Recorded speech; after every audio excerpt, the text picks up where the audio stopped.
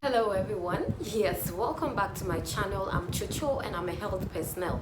Thank you so much for coming back if you're an old subscriber, and if you're a new subscriber, I wish I could give you that hug right there.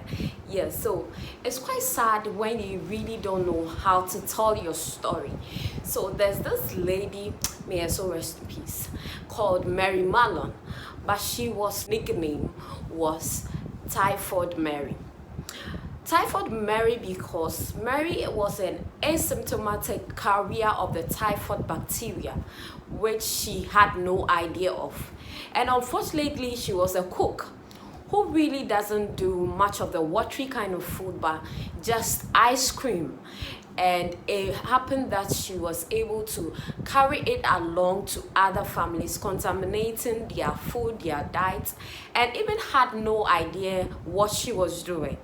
Yes, so imagine that. So after research, she was later connected to most typhoid bacteria cases, and this caused her name Typhoid Mary. You wonder why food vendors are sometimes told to go at their 6-month health screening stuff. Yes, so this is why it did happen, and typhoid is really fatal at some points. There are lots of complications and you need to take care of yourself, guys. I always say this, just take care of yourself. I know sometimes you are wondering, the malaria and the typhoid, are they really related? No, they are not. They do have fever. That's both ways, but typhoid fever is mostly sustained. It's an acute illness associated with fever, yes, and it's caused by a bacteria called Salmonella typhi. Yes, unlike malaria, which is linked with protozoa, typhoid is caused by a bacteria. When we eat this contaminated food and water, this bacteria runs into our small intestine, hides there, and start chopping us small. Yes, and it moves to the bloodstream and that whole process starts. So that's where you become sick, you have the fever, the loss of appetite, the headache, like you can't even raise your head. Sweetheart, I had typhoid and it was terrible. Like, how I got it, I have no idea, because I hardly buy meal outside. But let's not talk about me. So you feel weak, there's this dry cough, or this chest congestion, stomach ache. It's unfortunate some people don't have good drainage system, or they have constant clean water source, and they end up, we always go and buy, Charlie, we like the wache, the bank, we always want the on the run kind of food, and we end up buying from this food vendors. Yes, it's okay for you to even ask of their certificates, yes, before you purchase food from them. But weird, it will be so weird. Sure to purify your water that well before you take it in. And always wash your vegetable properly. There's vinegar, there's salt water. Make sure you soak it in. Let it really extract all the energy from the bacteria so that they die off and you are able to eat without any problem. So make sure you wash your vegetables well.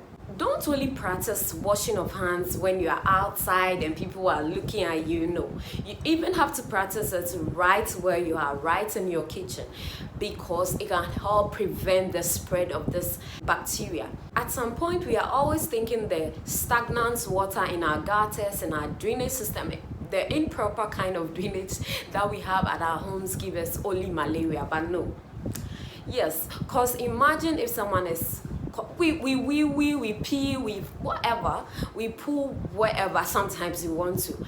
And yes, it's mostly human attitude. Make sure to discard and properly clean your gutters.